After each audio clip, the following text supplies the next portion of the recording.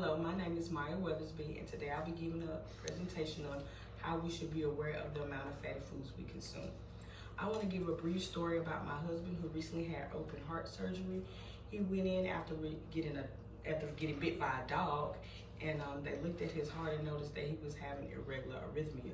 So upon looking at that, they found out that he had some blocked arteries after he had went to the heart cath, and he had to have open heart surgery like within a couple of days.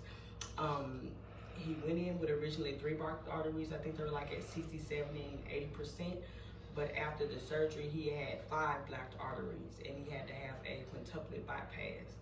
So I just want everyone to be more aware of the amount of foods they intake and the quality of foods that we intake, because too much of fatty foods can also lead to other health issues. According to the World Health Board, in the U.S., over 2/3 of adults are overweight or obese. The Mississippi Department of Health also stated in 2023 more than 40% of all Mississippi adults were obese. One of the primary contributors of this epidemic is high-calorie fatty food diets. Based on research, I learned about nutrition guidelines and the association between dietary fat and chronic disease. The health issues associated with the consumption of too much fatty foods are what I'll start discussing. I will then outline effective personal and policy interventions to minimize consumption. Lastly, I will demonstrate the individual and social gains that will be attained through consumption of less fatty foods. Too much intake of fatty foods leads to severe health issues such as heart disease, stroke, diabetes, insulin resistant, obesity, and some types of cancer.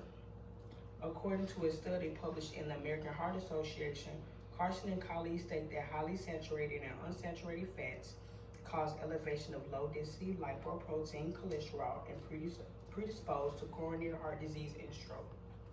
Research suggests that diets rich in fats and energy are associated with obesity, insulin resistance, and a higher risk of type 2 diabetes and some types of cancer, as found by Abbasis and Coaladadi. There are effective measures at individual and policy levels to minimize the consumption of fatty foods. According to Cho and colleagues in the Journal of Clinical Investigation, personal interventions involve reading nutrition labels, selecting lean protein and plant-based fats such as olive and canola. Also, practicing cooking techniques that consume less oil and restricting fried and extremely processed foods. Policy measures involve revisiting dietary and school lunch policies, increasing taxes on junk food, banning trans fat, subsidizing fruits and vegetables, and making the front of packet labels clearer. Were listed as in a study published in Food Policy by Pineda and others. Lastly, a decrease in the consumption of fatty foods has significant health and financial outcomes. Research suggests that reducing consumption of unhealthy fats result in better expectancy and quality of life, and fewer cases of cardiovascular disease, diabetes, and obesity, as founded by Carson and colleagues.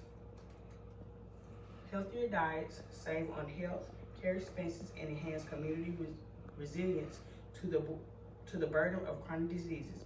In conclusion, excess fatty foods is harmful to physical health. Individual decisions and policy interventions can help minimize consumption. The outcome will be better health and lower costs in the health system.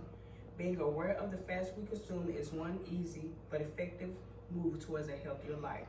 Start today by making one small change at your next meal.